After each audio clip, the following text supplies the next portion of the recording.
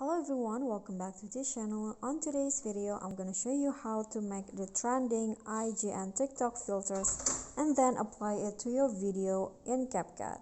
So basically what you need to do is add your clips to CapCut and then just go to adjust and use this settings. So for the brightness, lower it into -5, contrast -20, and then the exposure -20 also, and set the sharpen into 50, then highlight -30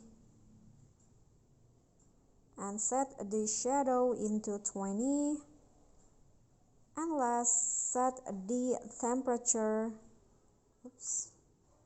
wait a minute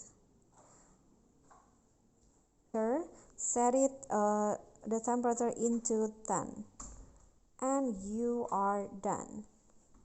Okay, so click on the check icon and here is the result. Okay, so that's all for me. Thank you guys so much for watching. If you think this content is helpful for you, please click thanks below, like on this video, and comment, and also subscribe. I'll see you all in the next tutorial. Bye.